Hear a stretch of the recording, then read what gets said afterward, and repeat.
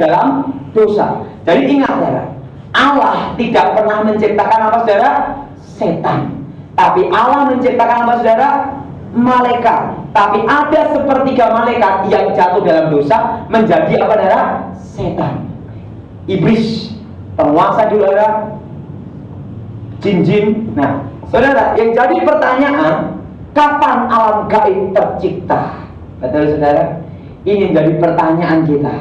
Kalau kita perhatikan, Allah menciptakan hari pertama, hari kedua, ketiga, keempat, kelima, keenam, saudara, dan hari ketujuh beristirahat.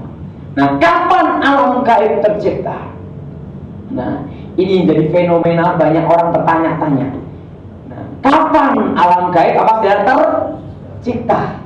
Sepertiga malaikat jatuh dalam dosa, mereka berkeliling. Nah, Allah menciptakan hari ke-6, Allah menciptakan manusia.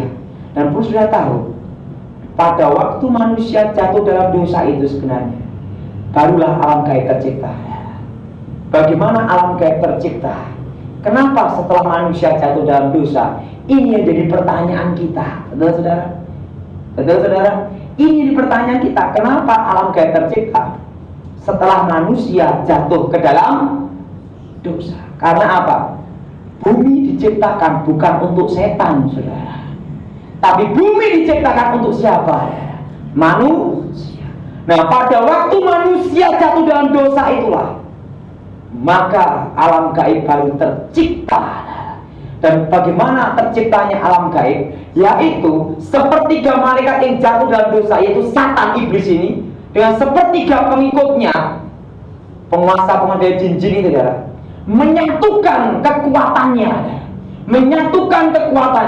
menyatu dengan atmosfer bumi, menyatu dengan atom dan partikel-partikel yang ada di muka bumi ini, menyatu menjadi materi in energy.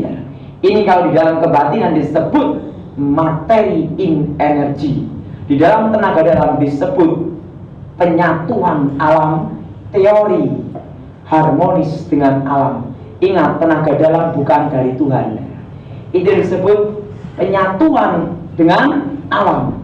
Jadi kalau seorang menyatu dengan alam, itu menyatu dengan setan, saudara.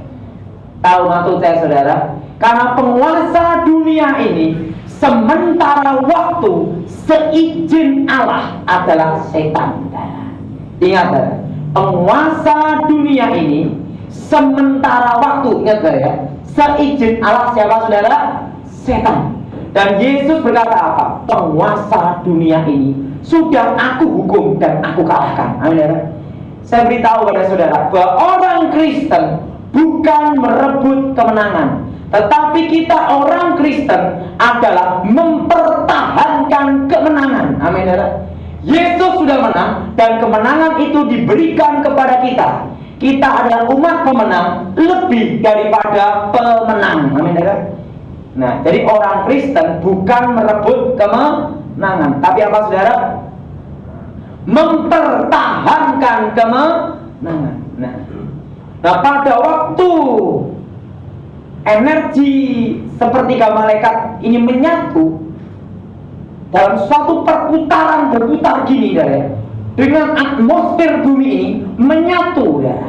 Sehingga harus sudah perhatikan, kalau rumah ada setannya angker, kita bisa terasa dari atmosfer rumah itu. Nah, Pak David Siang lebih tahu dari sering layani pelepasan, mesti terasa.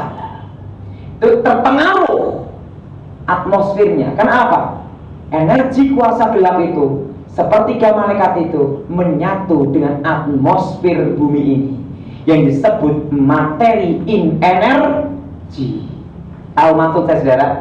Ini kalau saudara nanti ada orang yang non-Kristen belum bertobat, ngajar tenaga dalam, ngajar tentang energi dan materi, tanya masalah ini. Apa artinya materi in materi, energi in energi?